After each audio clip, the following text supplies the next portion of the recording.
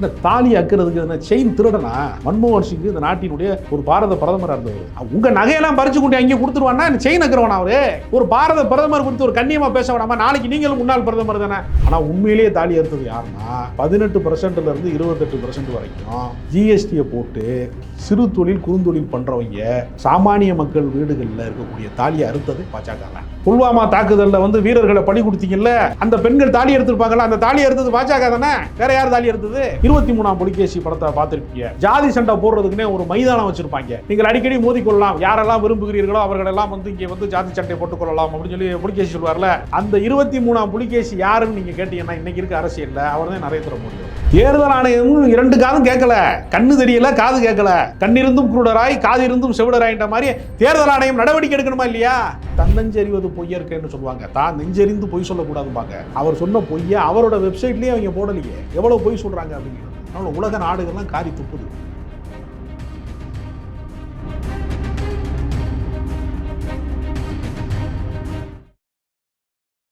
வாகை தமிழ் நேயர்களுக்கு வணக்கம். இன்னைக்கு நம்ம நேர்காணல்ல அரசியல் விமர்சகராக இருக்கக்கூடிய ராஜகம்பீரன் அவர்கள் வந்திருக்காங்க. வணக்கம் சார். வணக்கம் சார். பிரதமர் மோடி அவர்கள் இப்போ வெறுப்பு பிரச்சாரத்தில் ஈடுபட்டிருக்கதா சொல்லி காங்கிரஸ் கட்சியினர் கண்டனம் தெரிவிச்சிருக்காங்க. அதை பத்தி என்ன சார் நினைக்கிறீங்க? ராஜஸ்தான் மாநிலத்திலே தேர்தல் பிரச்சாரத்திலே ஈடுபட்ட பாரத பிரதமர் மோடி அவர்கள் நாட்டு மக்களுக்கு நான் என்ன நலத்திட்டங்களை எல்லாம் செய்திருக்கிறேன், என்ன நன்மைகளை செய்திருக்கிறேன், 10 ஆண்டு கால ஆட்சியிலே நான் என்னென்ன நன்மைகளை செய்திருக்கிறேன் என்று பேசுவதற்கு பதிலாக இந்து முஸ்லிம் வேற்றுமையை தூண்டுகிற விதமாக அந்த பொதுமக்களை பார்த்து, அங்கு கூடியிருக்கிற பெண்களை பார்த்து, மீண்டும் காங்கிரஸ் கட்சி இந்தியா கூட்டணி ஆட்சிக்கு வந்தால் உங்கள் வீடுகளிலே நீங்கள் அணிந்திருக்கக்கூடிய நகையிலிருந்து எல்லாமே கணக்கில் எடுக்கப்படும், தங்கம் வெள்ளி எல்லாமே நீங்கள் எதெல்லாம் ஆபரணங்கள் அணிந்திருக்கிறீர்களோ அதெல்லாம் கணக்கில் எடுக்கப்படும், அதையெல்லாம் பறித்து கொண்டு போய் காங்கிரஸ் கட்சி என்ன செய்யும்னா முஸ்லிம்கள்ட்ட கொடுத்துரும், அவர்கள் ஊடுருவல்காரர்கள் என்று அவர் பேசுகிறார். முதல்ல இதற்கு ஏதாவது ஒரு லாஜிக் இருக்கு அந்த பாயிண்ட்ல? இந்த நாட்டினுடைய வளங்கள், பொது சொத்துக்கள், லாபம் தரக்கூடிய அரசினுடைய பொது சொத்துக்களை இப்போ தமிழ்நாட்டில் ஒரு உதாரணத்துக்காக சொல்கிறேன். தமிழ்நாட்டில் மகளிர் உரிமை தொகைன்னு கொடுக்குறாங்க, ஒரு 1000 ரூபா கொடுக்குறாங்க. ஏழை எளிய மக்கள் பெண்களுக்கு கொடுக்குறாங்கல்ல. அது யாருடைய பணத்தில் கொடுக்குறாங்க? நம்மை போன்ற பல பேர் கட்டுகிற வரி பணத்தில் தானே கொடுக்குறாங்க. அப்போ சாமானிய மக்களுக்கு அரசினுடைய கஜானாவிலே இருந்து சாமானிய மக்களுக்கு ஒரு 1000 ரூபா கிடைக்குன்னு நினைக்கிறாங்கல்ல. இதுக்கு தான் அரசாங்கம். அரசாங்கம்ங்கிறது என்னென்னா, இந்த சேவல் சண்டை போடுறது மாதிரி, கிடா சண்டை போடுறது மாதிரி, ஜல்லிக்கட்டு நடத்துறது மாதிரி. 23ஆம் புலிகேசி படத்தை பார்த்துருப்பீங்க. ஜாதி சண்டை போடுறதுக்குன்னே ஒரு மைதானம் வச்சுருப்பாங்க. நீங்கள் அடிக்கடி மோதிக்கொள்ளலாம், யாரெல்லாம் விரும்புகிறீர்களோ அவர்களெல்லாம் இங்கே ஜாதி சண்டை போட்டுக்கொள்ளலாம் அப்படின்னு சொல்லி புலிகேசி சொல்வார்ல. அந்த 23ஆம் புலிகேசி யாருன்னு நீங்கள் கேட்டீங்கன்னா இன்றைக்கி இருக்க அரசியலில் அவர் தான் நரேந்திர மோடி அவர்கள். அவர் என்ன சொல்கிறாருன்னா, சாமானிய பெண்கள் இருக்கக்கூடிய அந்த நகையெல்லாம் ஆபரணங்களை பூராமே கொண்டு முஸ்லீம்கிட்ட கொடுத்துருவாங்க அப்படிங்கிறார். அவர்கள் ஊடுருவல்காரர்கள் அப்படிங்கிறாங்க. முதல்ல முஸ்லீம்கள் ஊடுருவல்காரர்களா? அவர்கள் கைபர் கணவாய் வழியாக வந்தவர்களா? ஆரியர்களை போல வந்தேரிகளா இஸ்லாமியர்கள்? அவர்கள் இந்த மண்ணின் மைந்தர்கள். அவங்க என்ன செஞ்சாங்கன்னா, தான் கட்டிய கோவிலில் வழிபாடு செய்வதற்கு நீ உள்ள வரக்கூடாது, கருவறைக்குள்ள வரக்கூடாது, நீ இந்த கோவிலுக்குள்ள உன்னை நான் அனுமதிக்க மாட்டோம் என்று சனாதன வர்ணாசிரம கோட்பாடுகளை அவர்கள் சொன்ன போது, தீண்டாமையை கடைபிடித்த போது, சுயமரியாதை வேண்டும் அப்படிங்கிறதுக்காக இந்த மண்ணின் மைந்தர்கள் சில பேர் தங்கள் கடவுளை மாற்றிக்கொண்டாங்க. அவ்வளோதான் இஸ்லாம். இஸ்லாமியர்கள் யாரும் வெளிநாட்டிலிருந்து சவுதி அரேபியாவிலிருந்து இறக்குமதி செய்யப்பட்டவர்கள் கிடையாது. முகலாயர்கள் வேண்டுமானால் படையெடுத்து வந்திருக்கலாம். ஆனால் முகலாயர்கள் படையெடுப்புக்கு முன்பே, பல நூற்றாண்டுகளுக்கு முன்பே அவங்க வணிக தொடர்பின் வழியாக சூஃபிகள் இங்கே வந்திருக்கிறாங்க. சூஃபிகள் என்று சொல்லக்கூடியவர்கள் இறை சித்தர்கள் அவங்க வந்துட்டாங்க. அதற்கான ஆதாரம் இன்றைக்கும் இருக்கிறது. கீழக்கரையில் ஒரு ரொம்ப பெரிய பழமையான ஒரு பள்ளிவாசல் இருக்கிறது. அதெல்லாம் ஒரு 1000 ஆண்டுகளுக்கு முகலாயர்கள் வருகைக்கு முந்தைய ஒரு பள்ளிவாசல் என்று தொல்பொருள் ஆய்வில் இருந்து அவர் நிரூபித்திருக்கிறார்கள். வணிக தொடர்பின் வழியாக இஸ்லாம் வந்தது. முகலாயர்கள் படையெடுப்பு வந்தவர்கள், அவர்கள் அவருடைய அதிகாரத்தை நிலைநிறுத்த வந்தவர்கள். அவர்களுக்கு ஆன்மீகத்துக்கு சம்பந்தமே கிடையாது. இங்கே இருக்கக்கூடிய தீண்டாமை, இந்த சாதி வேறுபாடுகள், இதெல்லாம் எனக்கு வேண்டாம் அப்படின்னு சொன்னவன் இந்த மண்ணினுடைய மைந்தனாக இருக்கிறவன் இந்த மதத்தை விட்டு, இந்து சமயத்தை விட்டு வெளியேறிட்டான். ஜாதி வேணாங்கிறவன் வெளியேறிட்டான். இந்த ஜாதியை வச்சுக்கிட்டு ஊர் வேற சேரி வேறையா இருக்கு.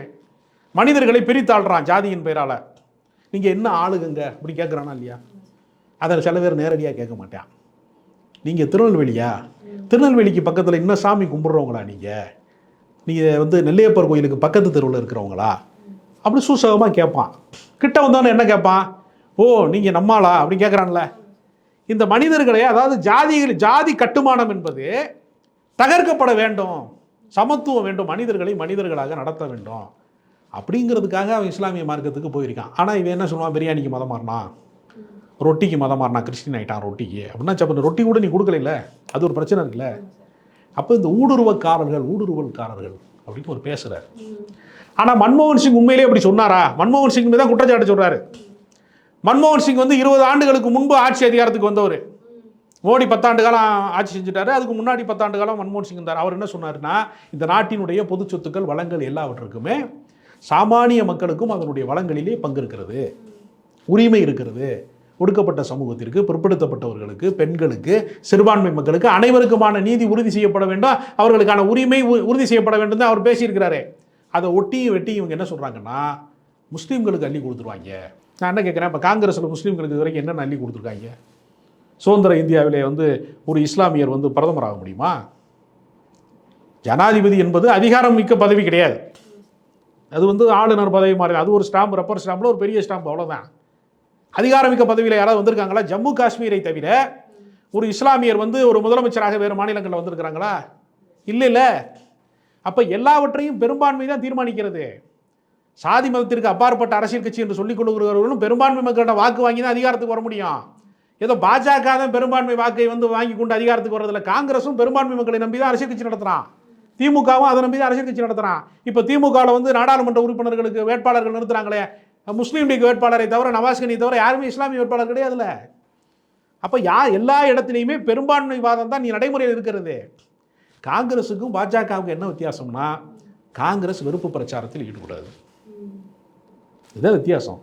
மோடி வெறுப்பு பிரச்சாரத்தில் ஈடுபடுறாரு. இப்போ இதை பார்த்து கொண்டு தேர்தல் ஆணையம் வேடிக்கையை பார்க்கிறது. அரசியல் சாசனத்தின் பெயரால் அவர் பிரதமர் பதவியை அவர் ஏற்றுக்கொண்டிருக்கிறாரு. நான் எந்த சாதி மதங்களுக்கும் அப்பாற்பட்டவனாகத்தான் ஆட்சி அதிகாரத்தில் இருக்க முடியும். தனிநபராக இருக்கிறவனுக்கு சமய நம்பிக்கை இருக்கலாம், கடவுள் நம்பிக்கை இருக்கலாம். தனிநபருக்கு சமய நம்பிக்கை இருக்கலாம். அரசுக்கு மதம் கிடையாது.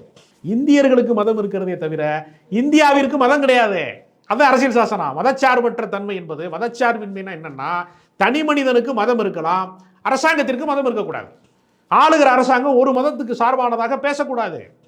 அது எல்லா தரப்பு மக்களுக்குமானது. இந்தியா என்பது ஒரு மொழி, ஒரு கலாச்சாரம், ஒரு பண்பாடு, ஒரு உணவு முறை கொண்ட நாடு கிடையாது. பல வகையான நம்பிக்கைகள் கொண்டு இருக்கக்கூடிய ஒரு நாடு. ஒவ்வொருத்தருக்கும் வேறு வேறு உணவு முறை இருக்கிறது, வேறு வேறு பண்பாடு இருக்கிறது, வேறு வேறு தாலி இருக்குது. இவர் என்ன சொல்கிறார், எல்லாரும் தாலியையும் பறித்து கொண்டு போய் என்ன தாலி அக்கிறதுக்கு என்ன செயின் திருடனா? மன்மோகன் சிங் இந்த நாட்டினுடைய ஒரு பாரத பிரதமராக இருந்தவர்.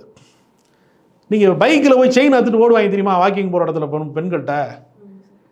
அது மாதிரி செயின் இருக்கிறவர் அவர், மன்மோகன் சிங்கிறவர். உங்கள் நகையெல்லாம் பறித்து கொண்டு அங்கேயே கொடுத்துருவான்னா செயின் இருக்கிறவனா அவர்? ஒரு பாரத பிரதமர் குறித்து ஒரு கண்ணியமாக பேச வேணாமா? நாளைக்கு நீங்களும் முன்னாள் பிரதமர் தானே. இந்த வருகிற 4ஆம் தேதியோடு நீங்கள் என்ன போறீங்க? அடுத்த இன்னொரு 40 நாளில் நீங்கள் பிரதமராக இருக்க போகிறதில்ல. முதல் கட்ட தேர்தலையே உங்களுக்கு பீஸை பிடிங்கிட்டாங்க. நிறைய இடத்துல பஞ்சர் ஆயிடுச்சு, காற்று இல்லை உங்களுக்கு, உங்கள் வண்டி ஓடாதுன்னு உளவுத்துறை மூலமாக தகவல் சொல்லிட்டாங்க. அதனால தான் அவர் என்ன செய்கிறார்னா, இந்து முஸ்லீம்களுக்கான ஒரு வேற்றுமையை உருவாக்கி ஒரு கலவர மனநிலையை உருவாக்குறார் அவர். இது ஒரு பிரதமர் பதவியில் இருந்து கொண்டு செய்யக்கூடிய வேலையாது. இந்த ஊரில் பூசாரி முதற்கொண்டு காவாலி பயிலாக இருக்கானடான்னு சொல்லி வடிவேல் ஒரு படத்தில் ஜோக் சொல்லுவான். உங்களுக்கு ஒரு கண்ணியம் வேண்டாமா? மாண்பு வேண்டாமா? ஒரு பிரதமர் என்கிற மரியாதை வேண்டாமா? 140 கோடி இருக்கக்கூடிய இந்தியா ஒரு மிகப்பெரிய ஜனநாயக நாடுன்னு நம்பப்படுகிற இந்த ஜனநாயக நாட்டில் இப்படிப்பட்ட வெறுப்பு பிரச்சாரத்தை ஒரு பிரதமர் பேசலாமா? பிரதமர் இன்னும் ஆர்எஸ்எஸ்காரனாகவே இருக்கிறார். எல்லாருக்குமான ஒரு பிரதிநிதியாக 10 ஆண்டு காலம், ஏற்கனவே 13 ஆண்டு காலம் குஜராத்தில் அவர் முதலமைச்சராக இருந்திருக்கிறாரு. 10 ஆண்டு காலம் பிரதமராக இருந்திருக்காரு. 23 ஆண்டு காலம் அவர் அதிகாரத்தில் இருந்திருக்காரு. ஆனால் பிரியங்கா காந்தி தெளிவாக சொன்னாங்க, தாலியை தாலியின் மதிப்பு கொஞ்சம் கூட தெரியாத ஒரு ஆள் யாருன்னா மோடி தான். ஏன்னா அவருடைய மனைவி, அவருடைய தாலியை அவர் மதிக்கலை, குடும்பத்தை கைவிட்டு வருவார். பிரியங்கா காந்தி சொல்லியிருக்காங்க, நான் சொல்லலை. சார், இப்போ தேர்தல் ஆணையம் அப்போ பாரபட்சம் பார்க்குது அப்படின்னு சொல்கிறீங்களா சார்? தேர்தல் ஆணையம் 2 காதும் கேட்கல, கண்ணு தெரியல, காது கேட்கல. கண்ணிருந்தும் குருடராய், காது இருந்தும் செவிடராயின்ற மாதிரி தேர்தல் ஆணையம் நடவடிக்கை எடுக்கணுமா இல்லையா? காங்கிரஸ் 15க்கும் மேற்பட்ட வழக்குகளை உச்சநீதிமன்றத்துக்கு கொண்டு போயிருக்கிறது. தேர்தல் ஆணையம் மட்டும் சரியாக இருந்தால் இந்நேரம் பிரதமர் மீது நடவடிக்கை எடுத்துருக்கணும். நீங்கள் தேர்தல் ஆணையம் என்ன செய்யுதுன்னா, ரொம்ப அடக்க ஒடுக்கமாக அவருடைய மனம் கோணாத வகையில் 7 கட்ட தேர்தல் இவங்க தான் சொன்னாங்க, ஒரே நாடு ஒரே தேர்தல்னாங்க, சொல்லி வாய் மூடுறதுக்குள்ளே 7 கட்ட தேர்தலுங்கிறாங்க. சொல் வேறு செயல் வேறு கொண்டார் நட்பு கனவிலும் துன்பம் தரும்னா பாஜக காரன் பண்ணுற அட்டகாசம் என்னன்னா, அவன் சொல்கிறதுக்கு அவன் எதிராக அவனே இருப்பான். இப்போ அவன் என்ன சொல்கிறான், எங்கள் சாதனைகள் அப்படின்னு என்ன சொல்கிறான், 370 சிறப்பு அதிகாரத்தை நீக்கி விட்டேங்கிறான். காஷ்மீரில் 370 சிறப்பு அதிகாரத்தை நீக்கினதுனால சாமானிய இந்துக்களுக்கு ஏதாவது நன்மை இருக்கா? பெட்ரோல் விலையை குறைச்சிட்டாங்கன்னு வச்சுங்க, நீங்கள் வண்டியில் போறீங்க, 2 வீலரில் போறீங்க, உங்களுக்கு அதில் பயன் இருக்குது. காஷ்மீரில் நீங்கள் சிறப்பு அதிகாரத்தை நீக்கிட்டா பெரும்பான்மை இந்துக்களுக்கு என்ன நன்மை இருக்குது? முத்தலாக்கு தடை சட்டத்தை நடைமுறைப்படுத்திட்டீங்க, கேட்டால் முஸ்லீம் பெண்களை நான் பாதுகாக்கிறேங்கிறீங்க, சரி ரைட்டு. அதனால் பெரும்பான்மை இந்துக்களுக்கு என்ன நன்மை இருக்கிறது? முஸ்லீம் பெண்களுக்கு அவங்களுடைய ஜமாத்து முறைப்படி அவர்களுடைய வழிபாட்டு முறைப்படி அவங்க கல்யாணம் பண்ணிக்கிடுவாங்க, அவங்க பிரிஞ்சுக்கிடுவாங்க. அதானே? கொலை செஞ்சால் எல்லாருக்கும் ஒரே தண்டனை தான், திருடுனா ஒரே தண்டனை. கிரிமினல் சட்டங்கள் எல்லாருக்குமே அனைத்து இந்தியர்களுக்கும் பொதுவானது. சிவில் சட்டம் என்று வருகிற போது உங்களுடைய வழக்கத்திற்கு உங்களுடைய திருமண முறை வேறொன்றாக இருக்கும். ஒவ்வொரு சமூகத்திற்கும் வேறு வேறு நம்பிக்கைகள் இருக்கும். ஒருத்தன் குலசாமி கும்பிட்டு தாலி எடுத்து கட்டுவான், ஒருத்தன் வரவு செலவில் அவங்களுக்கு ஒரு முறை வச்சுருப்பாங்க. வேறு வேறு கலாச்சாரங்கள் இருக்கிறது. அவங்க முறைப்படி அவங்க சாவை அடக்கம் பண்ணுவாங்க. எல்லாத்தையும் எப்படி சிங்கத்துக்கு வைக்கிற உணவுக்கும் மானுக்கு வைக்கிற உணவு எப்படி ஒன்றா இருக்க முடியும்?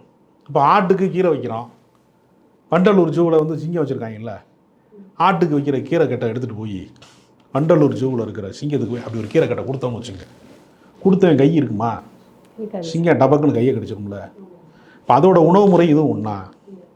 இப்போ இராணுவத்தில் இருக்கிறாங்க, இராணுவத்தில் இருக்கிற பூரா அக்கினி பாத்தில் எல்லாம் ரெடியாகி வீரர்கள்லாம் போயிருக்கான். அவன்லாம் என்ன சாப்பிட்றான்? அசைவம் சாப்பிட்றானா இல்லை சைவம் சாப்பிட்றானா? இராணுவ வீரர்கள் அசைவம் தானே சாப்பிட்றான். இப்போ அசைவம் சாப்பிட்றவன் யாருமே இந்துக்கள் கிடையாதுன்னு இவங்க சொல்கிறாங்களே. அப்போ அவங்களுக்கு பூரா தயிர் சாதம் போட்டோம்னா என்ன ஆகும்? ஏற்கனவே ஆக்டிவாக இருக்கும்போதே ரொம்ப எனர்ஜியாக இராணுவ வீரர்கள் விழிப்போடு இருக்கும்போதே அருணாச்சல பிரதேசம் வழியாக சீனா ஊருக்கு பேரெலாம் வச்சுட்டு போயிட்டான், உள்ளே வந்துட்டான்ல. தயிர் சாதம் கொடுத்தாங்கன்னா இந்தியா மொத்தத்தையும் சீனாக்காரன் எடுத்துகிட்டு போயிடுவான்ல. இதுக்கு தான் நம்ம சொல்கிறோம். இது புரிய மாட்டேங்குது அவங்களுக்கு. ஒரு பக்கம் மாட்டு இறைச்சி அவங்களே ஏற்றுமதி பண்ணிக்கிறாங்க, இன்னொரு பக்கம் சாமானியை 1 கிலோ 1/2 கிலோ வாங்கி திங்கிறவனை அடித்து கொலை பண்ணுறாங்க. ஆனால் பாஜக எல்லாவற்றிலும் ஒரு இரட்டை வேடத்தை பின்பற்றுகிறது. அவர்களுக்கு சொல்லிக் கொள்வதற்கு சாதனை கிடையாது. அவன் என்ன சொல்லி ஓட்டு கேட்பான்? மணிப்பூரில் நாங்கள் எத்தனை பொம்பளையில் நாங்கள் நிர்வாணப்படுத்தினோம், தீயை வச்சு கொளுத்தினோம், தேவாலயத்தை உடைச்சோம், அதனால் எங்களுக்கு ஓட்டு போடுங்கன்னு கேட்க முடியுமா மோடியால்? அதுக்கு பதிலாக அவர் என்ன சொல்கிறாருன்னா, காங்கிரஸ்காரன் வந்தானா அவங்க தாலி அறுத்துருவான்னு சொல்கிறோம்.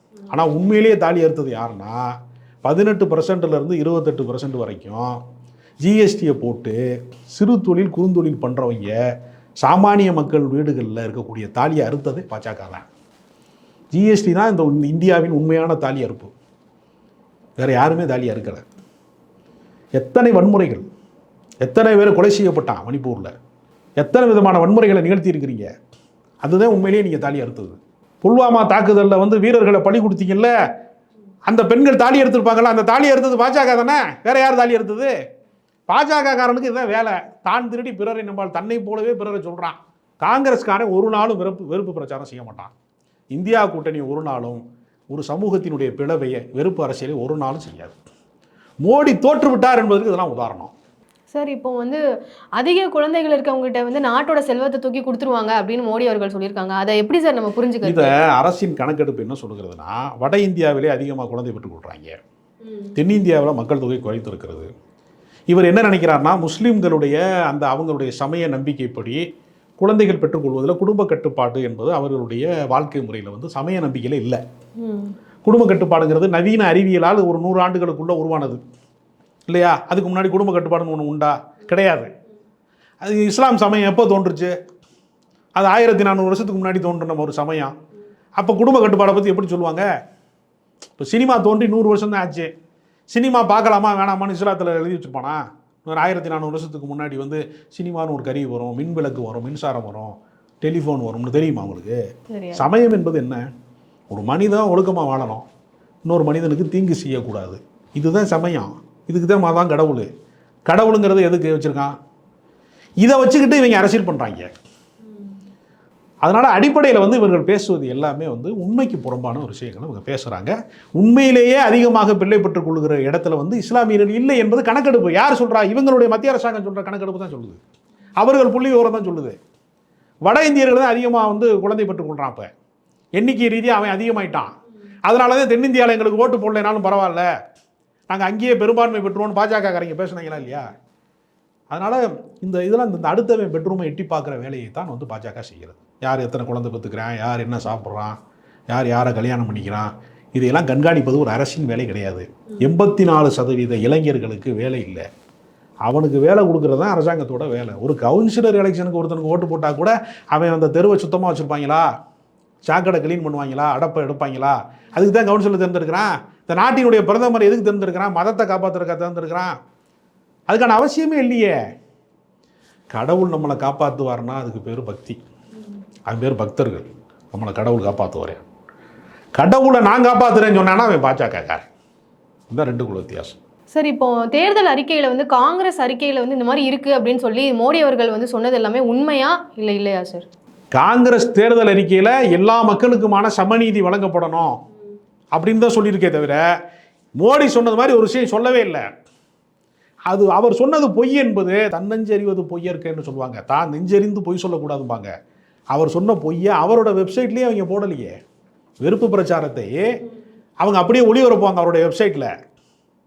அவங்களே அதை போடாமல் விட்டுருக்காங்க. என்ன பாருங்கள் எவ்வளோ பொய் சொல்கிறாங்க அப்படிங்கிறது. அதனால் உலக நாடுகள்லாம் காரி துப்புது. இந்தியாவினுடைய ஜனநாயகம் மிக மோசமான ஆபத்தான சூழ்நிலையில் இருக்குது. ஐசியூவில் இருக்குது. இந்தியா கூட்டணி வந்துச்சுன்னா ஜனநாயகம் ஐசியூ வார்டிலிருந்து ஜென்ரல் வார்டுக்கு மாறி டிஸ்சார்ஜ் ஆகிரும். இப்போ ஜனநாயகம் தன்னுடைய உயிர் காத்துக்கு வந்து போராடிக்கிட்டு இருக்கு, உயிர் மூச்சுக்கு போராடி கொண்டிருக்கு.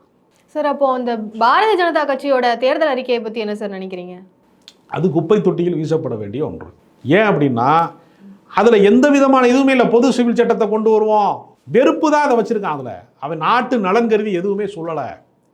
50 நாட்களுக்குள்ள கருப்பு பணத்தை நான் ஒழிக்கவில்லை என்று சொன்னால் என்னை தீயை வைத்து கொளுத்தி விடுங்கள் அப்படின்னு ஒருத்தர் சொன்னார். யாரும் தெரியுமா உங்களுக்கு? அவரை யார் சார்? நரேந்திர மோடி தாங்க சொன்னார். என்னை கொளுத்துங்கன்னாரு. பாஜகக்காரங்க கொளுத்திடுவாங்களா அவரை? இந்த வன்முறையை நாம் தூண்டுவதை ஏற்கலை. மோடி அவர்களுடைய கொள்கை தவறானது, அவ்வளோதான். நம்மளை பொறுத்தவரை சித்தாந்த ரீதியாக அவர்கள் எடுத்திருக்கிற முடிவு தவறானது. அவர்களால் கருப்பு பணத்தை ஒழிக்க முடியவில்லை. அவர்களால் வந்து சிறு தொழில் குறுந்தொழில்கள்லாம் நலிந்திருக்கிறது. அவர்களால் நாட்டை வளர்ச்சி பாதைக்கு அழைத்து செல்ல முடியலை. தனிநபருடைய சாதாரண மக்களினுடைய வாழ்வாதாரம் மிக வீழ்ச்சி அடைந்திருக்கிறது. ஏழைகள் மேலும் மேலும் ஏழைகளாகவும் பணக்காரர்கள் மேலும் மேலும் பணக்காரர்களாகவும் ஆவதற்கு ஒரு சூழலை உருவாக்கி இருக்கிறார்களே தவிர தேசத்தின் வளர்ச்சி நடக்கவில்லை. முழுக்க முழுக்க கார்ப்பரேட்டுகளினுடைய வளர்ச்சியை தேசத்தின் வளர்ச்சியாக அவர்கள் காட்ட நினைக்கிறார்கள். உண்மையில் வளர்ந்தது அம்பானிகளும் அதானிகளும் பெரும் பெரும் கார்ப்பரேட் நிறுவனங்களும் தான் வளர்ந்திருக்கிறதே தவிர சாமானிய மக்களின் வாழ்வாதாரம் மிக மோசமான நிலைமைக்கு போய்விட்டது. சார், இந்த அப்போ ஜிடிபி இம்ப்ரூவ் ஆயிருச்சு அப்படின்னு சொல்கிறதெல்லாம் வந்து சும்மா சொல்கிறாங்களா? அது என்ன சார்? அது காங்கிரஸ் காலத்தில் இருந்ததை விடவும் மிக மோசமான பின்னடைவுக்கு அது போயிருக்கிறது. பாஜக என்ன நினைக்கிறா, ஃபேக் நியூஸை வச்சு தான் அவங்க குழப்பம் நடத்துகிறாங்க. எல்லா செய்திகளும் நீங்கள் போய் பார்த்தீங்கன்னா ஒரு தவறான தகவலை அவர்களே வாட்ஸ்அப்பில் வந்தது வரலாறு என்று அவர்களே பரப்பி விட்றாங்க. கிட்ட போய் நெருங்கி போனீங்கன்னா அதில் ஒன்றுமே இருக்காது. சார், இப்போ எடப்பாடி பழனிசாமி அவர்கள் வந்து இந்த வெறுப்பு பேச்சை குறித்து வந்து கண்டனம் தெரிவிச்சிருக்காரு. அதை பற்றி என்ன சார் நினைக்கிறீங்க? அது வந்து என்ன செஞ்சிருக்கிறாருன்னா பட்டும் படாமல் கண்டிச்சிருக்கிறார். அவர் பாஜக குறித்து பகிரங்கமாக சித்தாந்த ரீதியாக கொள்கை ரீதியாக எடப்பாடி பழனிசாமி இது வரைக்கும் பேசவே இல்லை. அப்படி 2ஆம் கட்ட தலைவர்கள் கொஞ்சம் பேர் வந்து பேசியிருக்கிறாங்க. ராமர் கோயில் திறப்பு விழாவுக்கு நீங்கள் போவீங்களா அப்படின்னு கேட்டதுக்கு கால் வழியாக இருக்குண்ணே, இல்லாட்டா நான் போயிடுவேன். இது பதிலா? நான் போகிறேன் போகலை. உதயநிதிட்ட போய் கேட்டாங்க, ராமர் கோயிலுக்கு திறப்பு விழாவுக்கு நீங்கள் போவீங்களா? அவர் சொன்னார், ஒரு ஆலயத்தை இடித்து விட்டு இன்னொரு ஆலயத்தை கட்டுவதை நாங்கள் ஏற்கலை. நாங்கள் ராமருக்கு எதிரி கிடையாது. ஆனால் இந்த மாதிரி மத ரீதியாக ஒரு சிறுபான்மை மக்களின் ஆலயத்தை இடித்து விட்டு கட்டப்பட்ட கோவிலுக்கு நாங்கள் செல்ல மாட்டோம். இதுதான். நீ வந்து பிளாக்கா ஒயிட்டா 2ல் 1 தான் சொல்லணும், நடுவில் கிரே சொல்லக்கூடாது. ஏதாவது ஒன்று தான் உங்களுக்கு சொல்லணும். எடப்பாடி பழனிசாமி டேபிளுக்கு அடியிலே தவழ்ந்து தான் அதிகாரத்துக்கு வந்தார். பாஜக எதிர்ப்பிலே இப்பொழுது தவழ்ந்து கொண்டிருக்கிறார். ஒருவேளை வந்து டேபிளிலிருந்து தவழ்ந்த ஒருவரை நிமிர்ந்து சசிகலாவை எதிர்த்ததை போல பாஜகவை எதிர்ப்பதற்கு அவர்கள் அதிகாரத்தில் இல்லை என்றால் எதிர்ப்பார் என்று நினைக்கிறேன். அதனால் ரொம்ப மென்மையாக கண்டித்திருக்கிறார். மனம் கூணாத வகையில் கண்டித்திருக்கிறார். அவர் கண்டித்ததை வரவேற்கிறேன். சார், இந்த நேர்காணலில் சிறப்பான தகவல்கள்லாம் பகிர்ந்துக்கிட்டீங்க. ரொம்ப நன்றி சார்.